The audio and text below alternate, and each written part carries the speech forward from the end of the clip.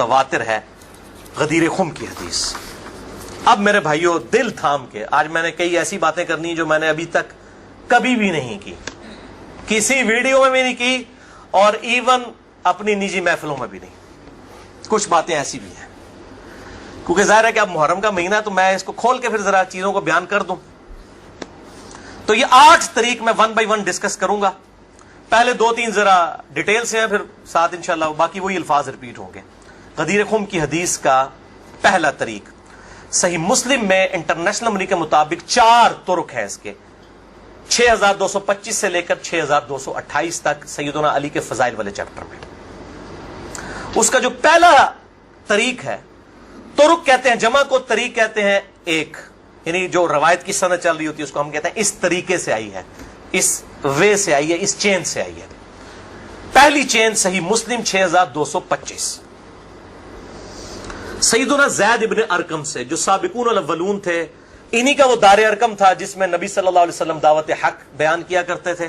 ظاہر کعبۃ اللہ میں تو وہ لوگ نہیں جانے دیتے تھے، جس طرح ہمیں آج علماء مسجدوں میں نہیں گھسنے دیتے، تو ہم نے بھی یہ دار ارقم سجایا ہوا ایک۔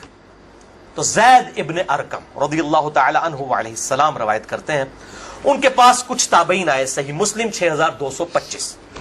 انہوں نے کہا زید آپ کتنے خوش نصیب ہیں، شروع میں آپ نے اسلام قبول کر لیا، نبی صلی اللہ علیہ وسلم کے ساتھ آپ نے نمازیں پڑھی، آپ کے ساتھ جہاد کیا، آپ صلی اللہ علیہ وسلم سے ڈائریکٹ حدیثیں سنی، آپ کی صحبت کی، آپ تو بہت خوش نصیب ہیں۔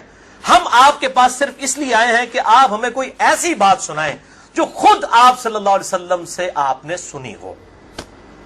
تو زید ابن ارقم نے کہا کہ میں بہت بوڑھا ہو چکا ہوں، ساری باتیں تو مجھے یاد نہیں ہیں، اس لیے میری معذرت قبول کرو، البتہ ایک کریٹیکل بات مجھے یاد ہے کہ آپ صلی اللہ علیہ وسلم جب حجۃ الوداع سے واپس آ رہے تھے اپنی وفات سے تقریباً 3 مہینے پہلے، تو مکے اور مدینے کے درمیان ایک خم نامی جگہ تھی، پانی کے لیے پڑاؤ کیا غدیر خم پہ، اور یہ بات ہے 18 ذوالحجہ 10 ہجری کی، اور 11 ہجری میں آپ صلی اللہ علیہ وسلم کی وفات ہو گئی ربیع الاول میں، تاریخ کنفرم نہیں لیکن دن سوموار تھا، صحیح بخاری میں آتا ہے۔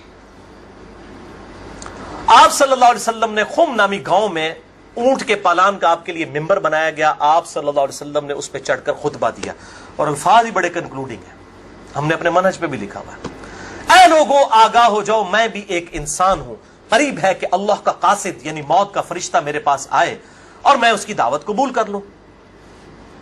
لوگوں آگاہ ہو جاؤ، میں اپنے بعد تم میں 2 بھاری چیزیں چھوڑ کر جا رہا ہوں، یہ ہے حدیث ثقلین۔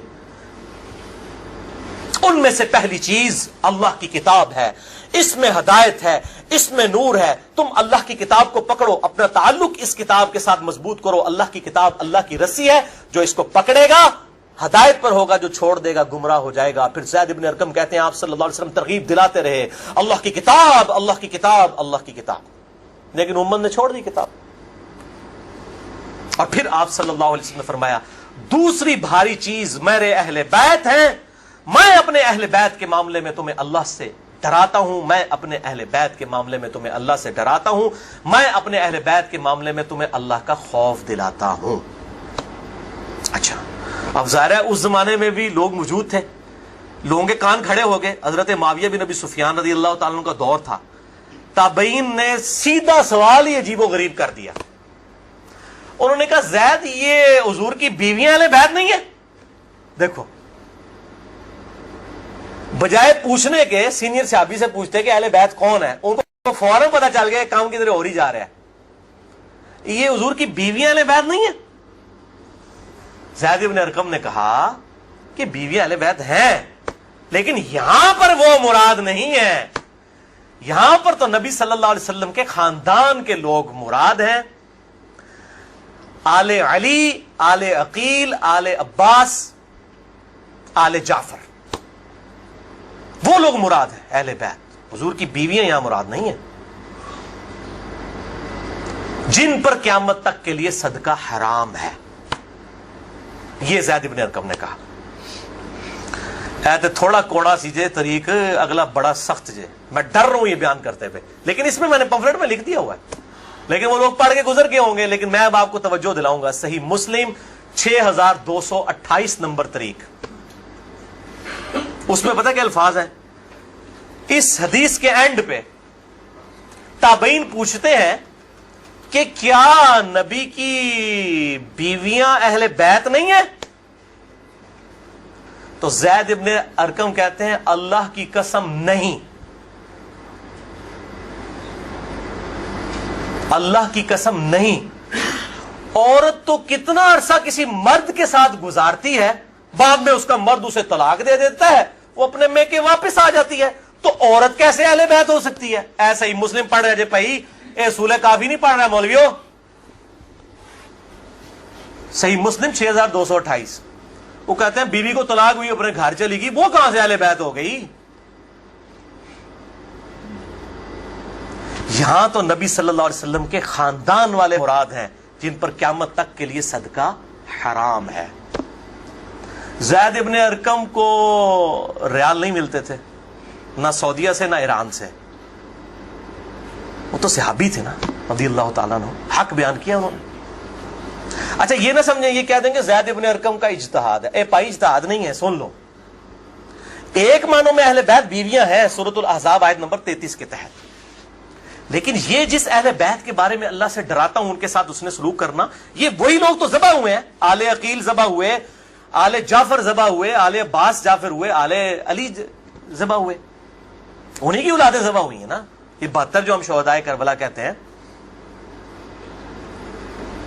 انہی کے بارے میں ڈرایا تھا جن کے بارے میں غیبی خبر دی گئی تھی کہ ان کے ساتھ امت برا سلوک کرے گی۔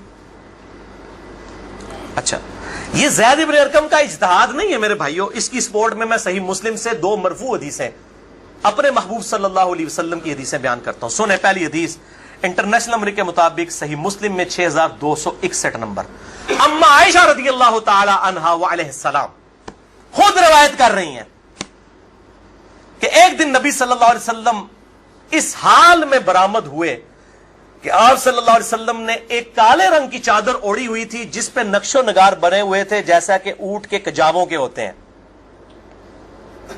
کالے رنگ کی منقش چادر اوڑھی ہوئی تھی۔ اتنے میں سیدنا حسن آئے، آپ صلی اللہ علیہ وسلم نے ان کو اپنی چادر کے نیچے لے لیا، پھر سیدنا حسین آئے ان کو اپنی چادر کے نیچے لے لیا، پھر سیدہ فاطمہ آئی ان کو اپنی چادر کے نیچے لے لیا، پھر سیدنا علی آئے ان کو بھی اپنی چادر کے نیچے، ان چاروں کو لیا، اور 5ویں خود، جس سے 5 تن پاک کا ہم کانسیپٹ لیتے ہیں، 5 اس چادر کے نیچے لیا۔ سیدہ عائشہ کو نہیں لیا، پوائنٹ ٹو بی نوٹڈ، وہ راوی ہیں، وہ دیکھ نہیں ہے منظر، اور اما عائشہ دیکھ لیں کتنی منصف مزاج تھی، انہوں نے یہ روایت بیان کر دی، ورنہ کسی درجے میں اپنے بارے میں بھی سوچ سکتی تھی کہ مجھے نہیں لیا گیا، لوگ کل کو سوال کریں گے کہ آپ کو کیوں نہیں لیا گیا، آپ اہل بیت نہیں تھیں، یقیناً تھی، لیکن یہ والا معاملہ جو ہے وہ ایکسٹرا آرڈنری ہے، اسپیشل پروٹوکول ہے۔ چادر کے نیچے لیا، پھر آپ صلی اللہ علیہ وسلم نے سورۃ الاحزاب کی آیت نمبر 33 پڑھی، انما یرید اللہ لیذھب عنکم الرجس اہل البیت ویطہرکم تطہیرا۔ اے نبی کے گھر والو، اللہ تو صرف یہی چاہتا ہے کہ ہر طرح کی ناپاکی تم سے دور کر دے اور تمہیں خوب صاف ستھرا کر دے۔ راویہ اما عائشہ ہیں، خود چادر کے نیچے نہیں ہیں، علی، حسن، حسین اور سیدنا علی ہیں، سیدہ فاطمہ ہیں، اور نبی صلی اللہ علیہ وسلم 5ویں خود۔ تو زید ابن ارقم نے کوئی غلط بات نہیں کی ہے، ان کو یہ حدیثیں پتہ تھیں۔ اور دوسری حدیث صحیح مسلم سے ہی انٹرنیشنل نمبر کے مطابق 6220 نمبر، یہ بڑی لمبی حدیث ہے، میرا ٹاپک کسی دوسری طرف چلا جائے گا اور کچھ بن جانا ہے، چونکہ میں اس کو لکھ چکا ہوں ان 150 روایتوں والے 72 والے احادیث والے، لہذا میں اس کا ایک پورشن بیان کرنے لگا ہوں، باقی جسے شوق ہو تو وہ پڑھ لے، اس کے اندر میں نے لکھا ہے اس کا پورا طریقہ، ورنہ معاملہ کہیں سے اور ہی نکل جانا ہے، پھر سب و شتم والا ایشو ڈسکس ہو جانا ہے، حضرت معاویہ کے دور میں جو سیدنا علی کے پر لعنت ہوتی تھی، وہ والا ٹاپک اس میں ڈسکس ہو جانا ہے، اس لیے میں اس حدیث کا آخری جز بیان کر رہا ہوں کہ سیدنا سعد ابن ابی وقاص رضی اللہ تعالیٰ عنہ کہتے ہیں کہ جب آیت مباہلہ نازل ہوئی، نجران کے عیسائیوں کے ساتھ نبی صلی اللہ علیہ وسلم کی 1 to 1 ڈبیٹ ہوئی، اینڈ پہ ہوا کہ ٹھیک ہے مباہلہ کرتے ہیں، کون حق ہے کون باطل ہے۔ سورہ ال عمران آیت نمبر 61 نازل ہوئی، فَقُلْ تَعْالَوْا نَدْعُوا أَبْنَاءَنَا وَأَبْنَاءَكُمْ وَأَنفُسَنَا وَأَنفُسَكُمْ وَنِسَاءَنَا وَنِسَاءَكُمْ وَأَنفُسَنَا وَأَنفُسَكُمْ، کہ نبی صلی اللہ علیہ وسلم کو کہا گیا کہ ان کو کہو اپنے بیٹوں کو لے آؤ، ہم بھی اپنے بیٹوں کو لے آتے ہیں، تم بھی اپنی عورتوں کو لے آؤ، ہم بھی اپنی عورتوں کو لے آتے ہیں، تم خود بھی آ جاؤ، ہم خود بھی آ جاتے ہیں، پھر اللہ کے حضور اوپن میدان میں دعا کرتے ہیں، جھوٹے پہ اللہ کی لعنت، اس کو مباہلہ کہتے ہیں، لیکن نہیں آئے۔ سعد ابن ابی وقاص کہتے ہیں کہ نبی صلی اللہ علیہ وسلم قرآن میں کیا حکم آیا تھا؟ اپنے بیٹوں کو لے کر آؤ، تو کس کو لے کے آئے؟ سیدنا حسن، سیدنا حسین، سیدنا علی، اور ساتھ کیا تھا؟ اپنی عورتوں کو لے کر آؤ۔ نبی صلی اللہ علیہ وسلم کی عورت کون تھی؟ سیدہ عائشہ، سیدہ حفصہ، باقی امہات المومنین، لیکن ان کو نہیں لائے، سیدہ فاطمہ کو لے کر آئے۔ Point to be noted. نازمیوں کے لیے پھکی، اگر آپ کو کہے اپنے گھر کی عورتوں کو لے آؤ تو سب سے پہلے بیوی لائی جاتی ہے۔ آیت مبالغہ میں بیوی نہیں آئی، سیدہ فاطمہ آئی ہیں۔ اگلی گلا آپ سمجھ جاؤ بھائی، زید ابن ارقم نے کیوں کہا؟ صحیح مسلم 6228 کہ بیوی تو خاوند کے ساتھ کافی عرصہ گزارتی ہے، جب طلاق ہو جائے تو وہ اپنے میکے واپس چلی جائے۔ حالانکہ نبی صلی اللہ علیہ وسلم نے کسی کو نہیں دی طلاق، لیکن اتنی ننگی بات اس لیے ان کو کرنی پڑی، اتنی سخت بات، تاکہ حق کھل کے بیان ہو۔ اور نبی صلی اللہ علیہ وسلم نے بھی، آپ دیکھ لیں، قرآن میں حکم تھا عورتوں کو لے کر آؤ، بیویاں نہیں لے کے آئے، سیدہ فاطمہ کو ساتھ لے کے آئے۔ یہاں سے بھی پانچ تن پاک والا کانسیپٹ، یہ پاک والا وہ معصومیت والا عقیدے کی میں بات نہیں کر رہا، اہل سنت کا جو عقیدہ ہے، منہج ہے، اس کی بات کر رہا ہوں۔ لہذا سیدنا زید ابن ارقم رضی اللہ تعالیٰ عنہ کی تشریح بالکل درست ہے۔ تیسرا طریق، امام ابن ابی عاصم کی کتاب السنہ 1158 نمبر حدیث ہے، سیدنا علی رضی اللہ تعالیٰ عنہ خود راوی ہیں کہ غدیر خم پہ آپ صلی اللہ علیہ وسلم نے صحابہ کو جمع کر کے کہا کہ اے میرے صحابہ، کیا تم اللہ کو رب مانتے ہو، مجھے اپنا پیغمبر مانتے ہو؟ صاحب نے کہا بلا یا رسول اللہ، کیوں نہیں؟ پھر کہا کیا تم اللہ اور اس کے رسول کو سب لوگوں سے بڑھ کر محبوب سمجھتے ہو؟ انہوں نے کہا کیوں نہیں؟ پھر آپ صلی اللہ علیہ وآلہ وسلم نے فرمایا کہ پھر اگر تم مجھے اور اللہ کو محبوب رکھتے ہو، پھر فرمایا من کنت مولاہ فہذا علی مولاہ، پھر جس کا مولا میں، اس کا مولا علی، جگری یار۔ مولا کا مطلب جگری یار، جس طرح سورہ التحریم کی آیت نمبر 4 میں آیا ان اللہ ہوا مولا ہوا جبریل و صالح المؤمنین، اللہ کے نبی کا مولا ہے جبریل، فرشتے اور تمام صالح مومنین مولا ہے۔ نبی صلی اللہ علیہ وسلم ان کے مولا ہے، وہ ان کے دلی محبوب ہے۔ ہم اپنے مولویوں کو بھی مولانا کہہ رہے ہوتے ہیں نا، دلی محبوب مشکل کشا کا معنی نہیں ہوتا، دلی محبوب، جگری یار، بیسٹ فرینڈ۔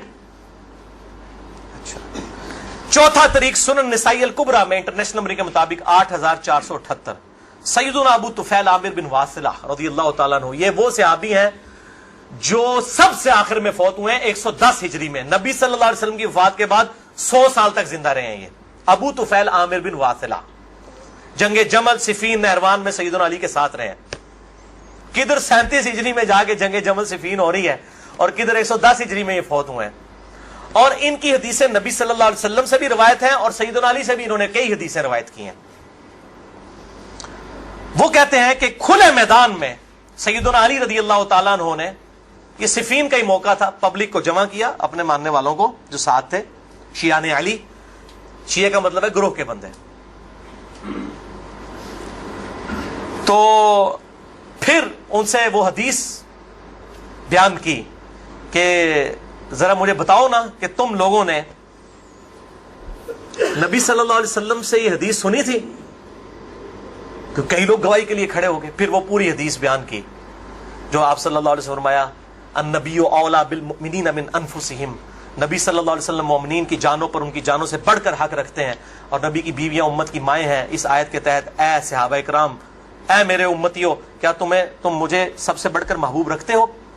سب نے کہا بلا یا رسول اللہ۔ پھر آپ صلی اللہ علیہ وسلم نے مولا علی کا ہاتھ پکڑا، یوں بلند کیا صحابہ میں، اور کہا من کنت مولاہ فہذا علی مولاہ، پھر جس کا جگری یار میں، اس کا جگری یار علی بھی ہونے چاہیے، ہاتھ پکڑ کر۔ اچھا، ابو طفیل عامر بن واصلہ کہتے ہیں یہ حدیث جب میں نے سیدنا علی سے سنی تو میں ہل گیا، میرے دل میں قلق تھا کہ نبی صلی اللہ علیہ وسلم نے اتنی بڑی بات کی حضرت علی کے بارے میں، اور صحابہ کرام نے رضوان نے گواہی دی۔ اس میں آگے الفاظ یہ موجود ہیں کہ اس میں ہی الفاظ موجود ہے کہ آپ صلی اللہ علیہ وسلم نے اسی حالت میں کہا اے اللہ، جو علی سے محبت رکھے اس سے محبت رکھ، جو علی سے دشمنی رکھے اس سے تو بھی دشمنی رکھ۔ یہ بہت بڑی بات ہے۔ ابو طفیل کہتے ہیں میں نے کہا یہ حدیث میں کہتے ہیں میں باہر نکلا, میں نے کہا سب سے سینئر صحابی شروع کے مسلمان ہیں زید ابن ارقم. وہ پہلے تیار بیٹھے ہیں زید ابن ارقم. وہ تو بھولے گا نہیں زید ابن ارقم کون ہے. تو جماعت اسلامی نے سکول بھی نہیں دار ارقم بولن گے, تو دار ارقم انہی کے نام پہ رکھے ہوئے ہیں, کیونکہ دار ارقم سب سے پہلا گھر تھا جہاں نبی صلی اللہ علیہ وسلم دعوت توحید کیا کرتے تھے. زید ابن ارقم کے پاس گئے, ان کا زید آپ تو سابقون اور اولون میں سے ہیں, مجھے بتائیں حضرت علی نے یہ حدیث بیان کی ہے اور اتنے لوگوں نے گواہی دی ہے, انہوں نے کہا تو کیا بات کرتا ہے, میں نے تو خود نبی صلی اللہ علیہ وسلم سے یہ حدیث سنی ہوئی ہے, من کنت مولا فہذا علی مولا, اور اے اللہ اس سے محبت رکھ جو علی سے محبت رکھے, اس سے دشمنی رکھ جو علی سے دشمنی رکھے. یہ وہ حصہ ہے جس کا ابن تیمیہ نے انکار کیا منہاج السنہ میں. پھر شیخ البانی نے پھر صفوں کے صفحے کالے کیے ہیں کہ ابن تیمیہ میں جلد بازی کی عادت تھی اور مبالغہ آرائی تھی. سلسلہ احادیث صحیحہ 2223 نمبر حدیث کے کانٹیکسٹ میں شیخ البانی نے سخت گرفت کی ہے. اچھا, پانچواں طریق صحیح مسلم میں 3713 ہے, جامعہ ترمذی میں 3713. پانچواں طریق من کنت مولاه فہذا علی مولاه, زید ابن ارقم سے جابر بن عبداللہ سے رضی اللہ تعالی عنہما. چھٹا طریق مسند احمد میں ہے انٹرنیشنل نمبر کے مطابق 19321 جلد 4 صفحہ 370 پر, کہ سیدنا علی نے جب پوچھا گواہی دو گے اس حدیث کی غدیر خم کی, تو 30 صحابہ وہاں پر کھڑے ہوئے, اور باقی پوری حدیث وہی ہے سنن نسائی الکبریٰ والی, کہ اے اللہ اس سے محبت رکھ جو علی سے محبت رکھے, اس سے دشمنی رکھ جو علی سے دشمنی رکھے. تو ہمیں تو بڑا فخر ہے, ہم تو علی سے نہ صرف محبت رکھتے ہیں, علی کے دشمنوں کو للکار رہے ہیں الحمدللہ. تو اللہ تعالیٰ اسی عمل کے سبب, اس عمل کا وسیلہ اللہ کے حضور پیش کرتے ہیں کہ اللہ تعالیٰ ہمیں محبوب رکھے, آمین. بھائی یہ غدیر خم پہ آپ صلی اللہ علیہ وسلم نے خطبہ کیوں دیا, اس کی میں نے حکمت کئی لیکچرز میں بیان کی, یہاں پہ بھی بیان کر دوں. یہ آپ خطبہ حجۃ الوداع پہ بھی دے سکتے تھے, وہ روایتیں ضعیف ہیں.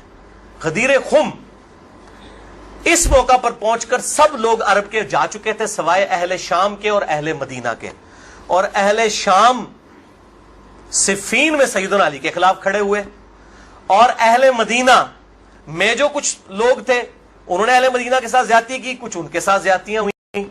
اہل مدینہ اور اہل شام کو اصل میں ڈرایا گیا, کیونکہ واقعہ ہرہ میں اہل مدینہ کے ساتھ ظلم کیا یزید نے, اور صفین میں جو ہے وہ حضرت معاویہ جو فوج لے کے آئے وہ شامیوں کی تھی. اس لیے نبی صلی اللہ علیہ وسلم نے حضرت علی کے بارے میں یہ کرٹیکل حدیث وہاں پر بیان کی تاکہ شامیوں کو اور اہل مدینہ کو ڈر سنا دیا جائے. یہ اس کی ٹیکنیکل ریزن تھی, یہ کوئی خلافت والا معاملہ نہیں تھا. وہ تو بخاری اور مسلم کی متفق علیہ حدیث ہے, صحیح بخاری میں 4460 نمبر حدیث ہے. سیدنا طلحہ نے جب پوچھا عبداللہ ابن ابی اوفا سے کہ بتائیے کیا نبی صلی اللہ علیہ وسلم نے اپنا وصی کسی کو بنایا, انہوں نے کہا کسی کو نہیں بنایا, آپ نے ہمیں قرآن پر چلے رہنے کی وصیت کی تھی. یہ جو وصی رسول والا ایشو ہے یہ اجماع صحابہ ہے, میں نے پورا لیکچر ریکارڈ کروا دیا ہے, مسئلہ نمبر 55B, وصی رسول کون ہے اور حدیث قرطاس کا تحقیقی جائزہ. وصی رسول نہ سیدنا ابو بکر ہے نہ سیدنا علی ہے, بلکہ قرآن حکیم ہے. سیدنا ابو بکر کی جو خلافت اسٹیبلش ہوئی وہ اجماع صحابہ تھا رضی اللہ عنہم اجمعین وعلیہم السلام. یہ سارے طریق میں جتنے بیان کر رہا ہوں نا یہ آپ کو مل جائیں گے سلسلہ احادیث صحیحہ میں 1750 نمبر شیخ البانی کے اور 2223 میں.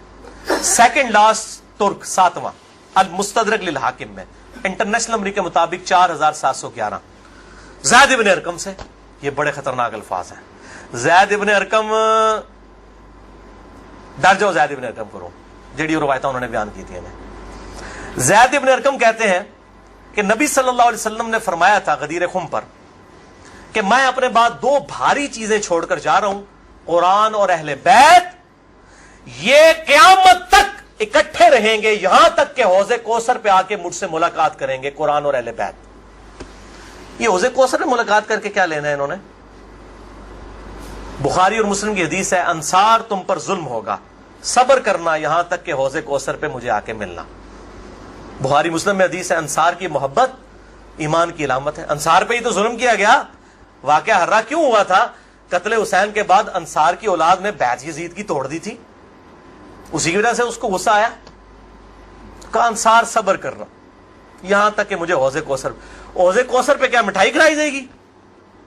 نہیں, بخاری اور مسلم کی متفق علیہ حدیث ہے میرے حوض کوثر پہ کچھ لوگ آئیں گے اور میں کہوں گا اصحابی اصحابی, یہ تو میرے صحابہ ہیں. ایک روایت میں اسیحابی اسیحابی, تو میرے ساتھی ہیں میرے صحابی ہیں. یہ کیا کرتے ہیں، جس طریق میں آتا ہے نا امتی امتی، وہ نکال کے تو بریلوی دیوبندیوں کے اوپر لگانا شروع کر دیتے ہیں. اور صحابی لکھے نا مکتبۃ شاملہ میں، بخاری مسلم میں کھل جائیں گے. تو آپ صلی اللہ علیہ وسلم فرماتے ہیں کہ میں جب ان کو حوض کوثر سے پلانے لگوں گا، میرے ان کے درمیان ایک دیوار کھڑی کر دی جائے گی، اور مجھے کہا جائے گا اللہ کے نبی آپ کو نہیں پتا آپ کی وفات کے بعد یہ لوگ دین سے الٹے قدم پھر گئے تھے، انہوں نے دین میں بدعتیں جاری کر. فرماتے ہیں میں کہوں گا سحقن سحقن لمن غیر بعدی، سحقن سحقن لمن بدل بعدی. ان پر پھٹکار ہو جنہوں نے میری وفات کے بعد میرا دین بدل دیا، جنہوں نے میری وفات کے بعد میرے دین میں تغیر کر دیا. اب یہ ایک اور پنڈورا باکس ہے، اس کو بھی میں یہاں پر کلوز کرتا ہوں. جسے شوق ہو میری زندگی کا اہم ترین لیکچر، مسئلہ نمبر 96، عظمت صحابہ، رد المنافقین اور سنی شیعہ کے اختلاف کا تحقیقی جائزہ، اہل سنت پاک .com پر جو ہے وہ دیکھ لیں. ہر ایک چیز میں سے ایک جن برآمد ہوتا ہے.